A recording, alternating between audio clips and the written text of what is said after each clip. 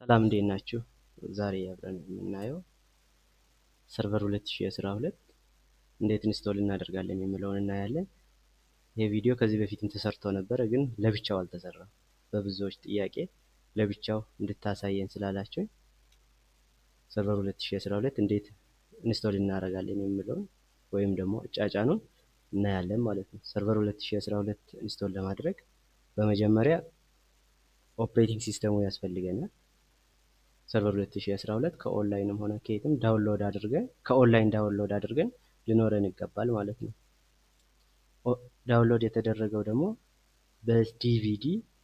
በዲቪዲ ወይም በሲዲ በርን ተደርጎ ሊኖረን ይገባል ማለት ነው። በሲዲ ኦር በዲቪዲ በርን ካደረግን በኋላ ምንድነው የምናደርገው? ኮምፒውተራችን ላይ እንሰካዋለን ማለት ነው። በሲዲ ከሆነ በሲዲ፣ በፍላሽ ከሆነ ደግሞ በፍላሽ ኮምፒውተራችን ላይ እንሰካለን። ከሰካም በኋላ ምንድነው የምናደርገው? ኮምፒውተራችንን ኦፍ እናደርጋለን። ኦፍ መሆኑን ካረጋገጥን በኋላ ደግሞ መልሰን ኦን እናደርጋለን።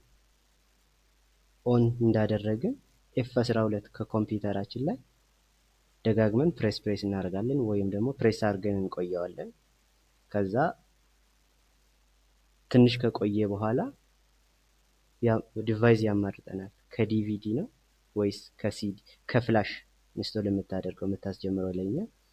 ከዛም በኋላ ያለኝን ዲቫይስ እመርጠዋለሁ ማለት ነው። ከዲቪዲ ከሆነ CD/DVD የምትላለች እሱን እንመርጣለን።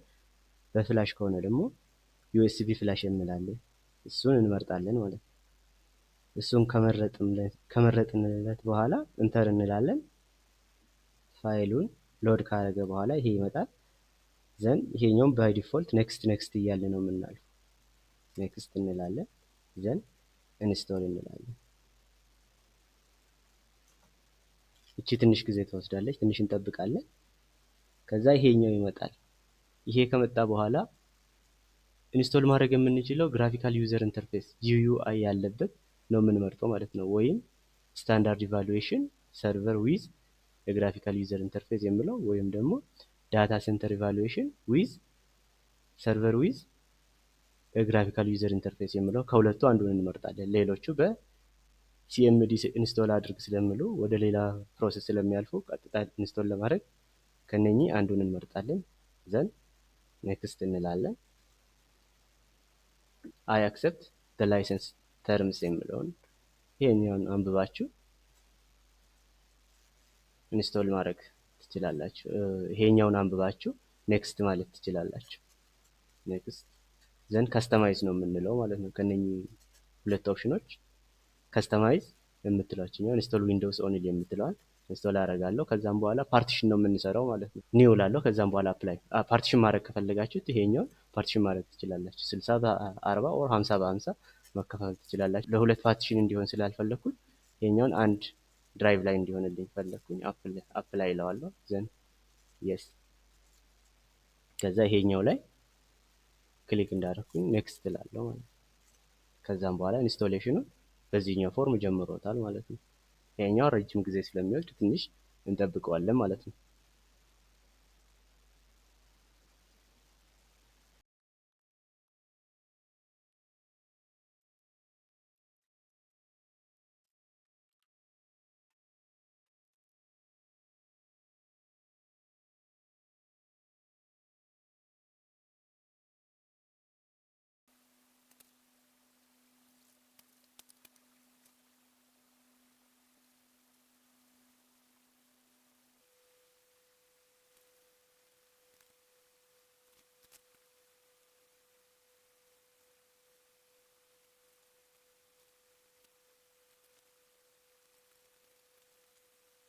ኢንስቶሌሽኑን ከጨረሰ በኋላ በዚህኛው ፎርም ይመጣል።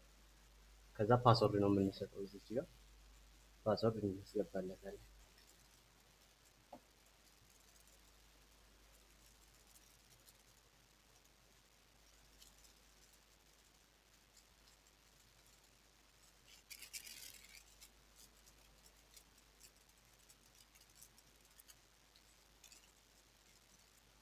ኢንስቶሌሽኑ በዚህኛው ፎርም ጨርሷል ማለት ነው።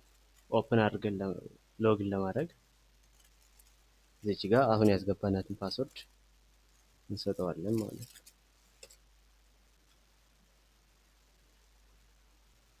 ሰርቨር 2012 በዚህኛው ፎርም ኢንስቶል እናደርጋለን።